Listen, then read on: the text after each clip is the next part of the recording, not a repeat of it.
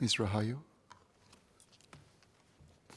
Thank you, Speaker. Mr. Speaker, I'm a board member of the Singapore Environment Council. I must confess that prior to being on the council, my awareness of environmental issues was low. I still have much to learn, but at least now I'm more conscious about the effect my actions have on the environment and the need to take steps to reduce my carbon footprint. The consciousness to protect our environment is not just a lofty ideal, but an essential value which should be present in all of us. This value should be nurtured, and we need to continue to educate people, young and old, about the role each of us plays in protecting the environment. The introduction of this bill is an opportunity to further inform and edify people about the environment. This bill is premised on the desire and need to create a sustainable future for our children. In addressing the common feedback and concerns about the bill, we should continue to remind the public and various stakeholders of this pertinent vision. At the same time, there also needs to be support to the people, businesses and stakeholders in adjusting to the changes put in place and the knock-on effect of the same. There are clearly challenges in implementing such a bold and new initiative to regulate conduct and practices which have been in place for a long time. It is understandable and commendable, therefore, that the government has chosen a soft start and an incremental approach by imposing a lower tax per tonne of emission at the beginning and increasing the same over time. The carbon credit system has also been lauded for allowing for some flexibility. There were some queries as to whether there is a plan to move towards a carbon trading system in the future, where companies with low emissions could sell off their credits to larger emitters. It does allow for flexibility, but we do need to think about the overall impact to the effort in reducing emissions. I also note that the Minister had made reference to international credit system and that Singapore will carefully study the feasibility of linking our carbon tax framework to other carbon pricing jurisdictions with high environmental integrity. The implementation of this Act, if it comes to pass, will clearly change the way businesses are run. There will be administrative work to be done, mechanisms which need to be put in place to track emissions, as well as auditing to be carried out to ensure compliance. Given that this is a completely new regime that the businesses are facing, would the government be providing support perhaps in the form of business consultancy to help the affected entities manage the change? Following from this, perhaps the expected revenue from the carbon tax could be channeled towards supporting or incentivizing companies to stay through the course in the effort to reduce emissions. While we show the stick, it is also useful to dangle the carrot to encourage positive development in this sector. There is a lot of potential to harness green innovation, but some further funding may need to be allocated to this cause.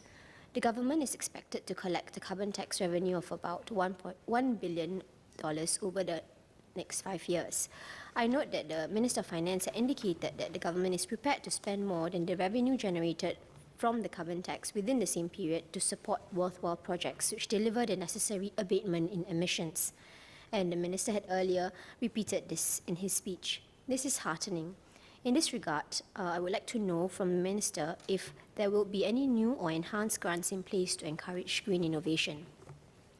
Aside from the concerns and feedback from the businesses, we have also heard a lot of comments from the public about their fear on how the carbon tax will impact the cost of living. There has already been a buzz about increases in prices of food and drink at the coffee shops. Some businesses have attributed the increases in cost to the cost of water, as well as to the prospective increase in GST and the carbon tax, even when they have yet to be imposed. I therefore wonder if there's any way for the government to monitor the knock-on effect of the implementation of the carbon tax to consumers and put in place some regulation to avoid unfair profiteering. It is necessary to note that in our effort to protect the environment, that we do not inadvertently hurt the very people whom we're protecting the environment for.